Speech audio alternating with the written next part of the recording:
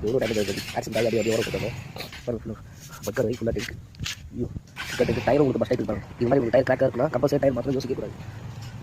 silence rope சுற்றி உங்களுக்கு பாரு ஃபுல்லாக டேமேஜ் சைலன்ஸ் ரோப் அதெல்லாம் ஷோடா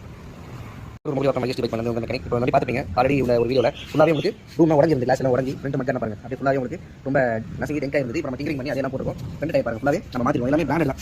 எம்ஆர்எஃப் நம்ம போட்டாச்சு ஜெனுவனாக நம்ம இருக்கோம் சொல்லி பம்பர் கூட ஃபுல்லாகவே உங்களுக்கு ரஷ்டாக இருந்தது பம்பர் நம்ம ஃபுல்லாக மாற்றியாச்சு அதே போல் இங்கே பாருங்க சைலன்ஸ் ஃபுல்லாகவே உங்களுக்கு ரெண்டு ரொம்ப டேமேஜ் இருந்தது அதையும் நம்ம ரெடி பண்ணி மேலே வேறு ஒரு ரோப் நம்ம சுற்றி போட்டுருக்கோம் எல்லாமே உங்களுக்கு பக்காவாக உங்களுக்கு ரெடி பண்ணி சர்வீசிங் முடிச்சு வச்சிருக்கோம்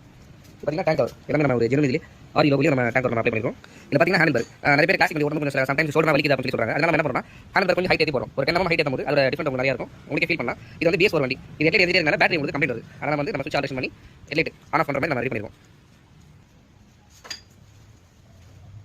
பேக்லையும் பார்த்தீங்கன்னா எம்ஆர்எஃப் டயர் எல்லாமே பிராண்டட் டயர் தான் இதே மாதிரி உங்களுக்கு பண்ணணும் ஐஎஸ்டி பைக் விசிட் பண்ணுங்க நன்றி வணக்கம் உங்களுக்கு